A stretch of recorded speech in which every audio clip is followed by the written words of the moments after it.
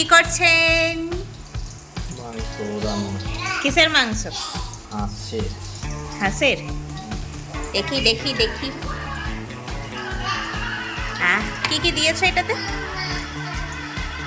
পেঁয়াজ কুচি, নুন, হলুদ, টমেটো, আচ্ছা, আর আদা রসুন বাটা। আদা রসুন লঙ্কা বাটা, পেঁয়াজ কুচিও তুমি নিচেই দিয়ে দিয়েছো? পেঁয়াজ ভাজাতেও দিয়েছো? মানে এই মাংস তো পেঁয়াজ কুচি আর ভাজাতেও? এটা আবার কেমন? এদিকে কি ফুটছে? ভাত? না, ভাত ফুটে নেই, ভাতের চাল এখনো দেওয়া হয়নি, দেবো।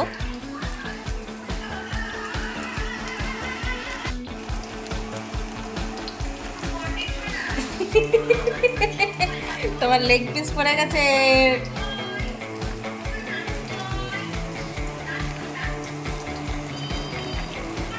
ক কিলো মাংস আছে? ক কিলো? 1 কিলো। 1 কিলো হাঁসের মাংস ঠান্ডাতে। পেঁয়াজ পুড়ে গেল রাঁধুনি সাহেব। তোমার পেঁয়াজটা সত্যি পুড়ে গেল।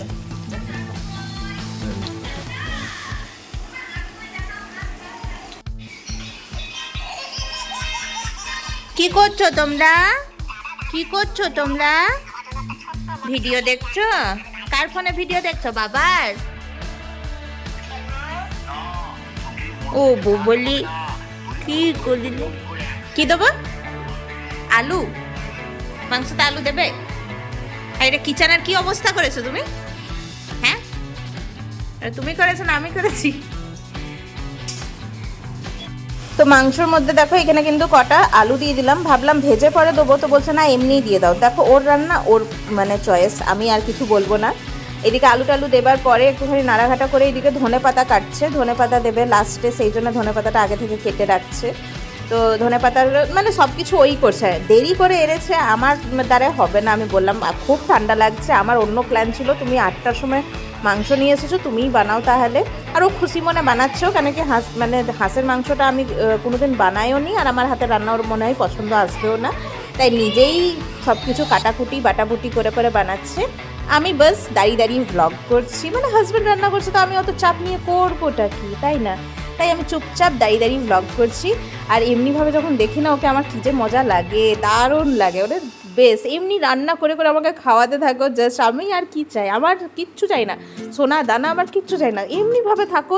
রান্না টান্না কাজ থেকে এসে পরেও রান্নাটা করে আমাকে তুমিই খাওয়াও, তাহলে তো আমি একদম দিনকের দিন কুঁড়া হয়ে যাব। আর খুব মজা, কুঁড়া হয়েই থাকতে চাই।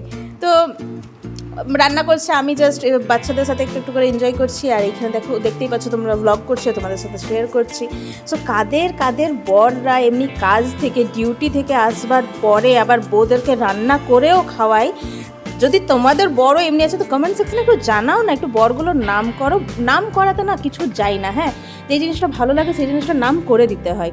তো এদিকে ও রান্না বান্না করছে, আর এইদিকে যে সাইডে চুটুক ফুটুক কাজগুলো আছে, চুটুক ফুটুক কাজ বলতে মেয়েকে দুধ দিয়া, এইটা ফার্স্টে ওকে দুধটা দিয়ে দিই। আর সন্ধ্যাবেলা দুধটা দিতে আমিও ভুলে গেছি, বিকজ ও ম্যাগি খেয়েছিল, আর ও আমাকে মনে করে না, বিকজ ও দুধটা অতটা পছন্দই করে না, তো ওর জন্য তো ভালোই কি আমি দুধটা দিইনি।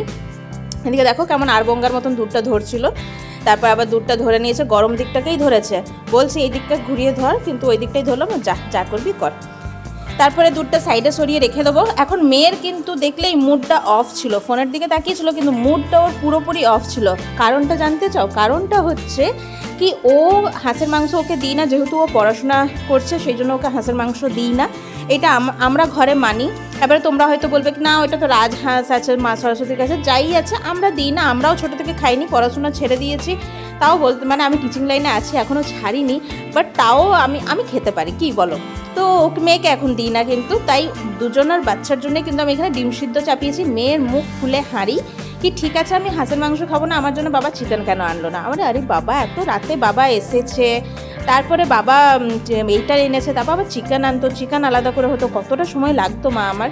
তো ওকে তো বুঝিয়ে পারা যাবে না, তাই ওকে প্রমিস করেছি কাল সানডে হচ্ছে, কাল তোমাকে আমি ভালোভাবে চিকেন রান্না করে খাওয়াবো, আজকে তুমি এইটাই খেয়ে অ্যাডজাস্ট করো। তা করতেই দেখো হাজব্যান্ড আমাকে এখানে একটা কষা পিস দিয়ে দিয়েছে, যেটা পেয়ে আমি খুবই খুশি হয়েছি। এবারে ধাতিং ধাতিং নাচতে নাচতে কিন্তু এই কষা পিসটা খেয়ে পরে দেখবো। হাঁসের মাংস যেহেতু সিদ্ধ হয় না, তাও দিয়েছে তো একটুখানি মশলাটাই চেটে দেখবো কেমন হয়েছে।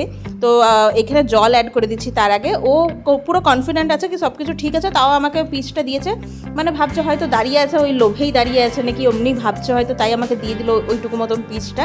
তো এখানে বলছে জল দিয়ে দাও, তো এখানে আমি জল দিয়ে দিচ্ছি। তারপরে কিন্তু কুকারে দিতে হবে, কড়াইয়ে কিন্তু হাঁসের মাংস সিদ্ধ হয় না।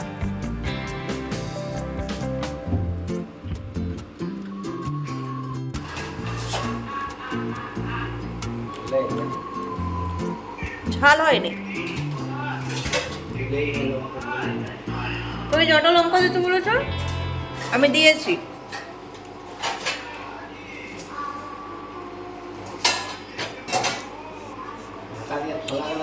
তো মিস্টার কিন্তু ছিল কড়াইয়ে সিদ্ধ করবার প্ল্যানে। আমি বললাম দেখো অলরেডি রাত 9টা বেজে গেছে, আর কিন্তু ধৈর্য ধরছে না, তাই তুমি কুকারে দাও আর 5টা সিটি দিয়ে কিন্তু নামাও আর জলদি করে খাবার খেয়ে চলো শুবো। বিকজ অনেক ঠান্ডার দিনে রাতটা না মানে বেশিক্ষণ এমনিভাবে বসে থাকতে ভালো লাগে না, যত জলদি লেপের তলে ঢুকতে পারলে বাঁচি একদম। ছেলেকে কিন্তু তার ফাঁকে খাবার টাবার খাইয়ে দিয়েছি। তেল মাখানোটা শুধু বাকি আছে, যেটা শুবার টাইমে মাখাবো, কেন কি ওকে আমি রসুন তেল মাখাই, যেটা মাখাবার পরে কিন্তু ঠান্ডাতে এদিক ওদিক দরাদরি করতে নেই। তো দেখো কুকারে সব মাংসটা ঢেলে দিয়েছি, আর মাংসটা থেকে এত সুন্দর গন্ধ ছেড়েছে কি বলবো, জাস্ট ওয়াও। এ মা কি বলি তোমাদের, খাবার খেতে বসেছি হড়বড়িয়ে, ব্লগই স্টার্ট করিনি। দেখো খাওয়ার কিন্তু ইতি, এত জোর খিদে পেয়েছিল সবারই, এত জোর খিদে পেয়েছিল সবারই কি ব্লগ করতেই ভুলে গেছি, রেকর্ড করতেই ভুলে গেছি। এখানে এই যে লাস্ট এন্ডিং, খাওয়া সবারই শেষ, আমি খাচ্ছি শুধু। আর আজকে ব্লগটা এখানে অবধি থাকলো, দেখা হচ্ছে তোমাদের সাথে নেক্সট ব্লগে, ততক্ষণের জন্য বাই বাই, টেক কেয়ার। এই দাঁড়া যাবার আগে চ্যানেলটাকে প্লিজ সাবস্ক্রাইব করে নাও, একটা লাইক, একটা সুন্দর মতন কমেন্ট করে দাও কেমন লাগছে তোমাদের আমার ব্লগগুলো, তারপরে নাই চলে যাও। অত হড়বড়িটা কিসের আছে বলো তো? সো সাবস্ক্রাইব করতে ভুলো না কিন্তু, হ্যাঁ বাই।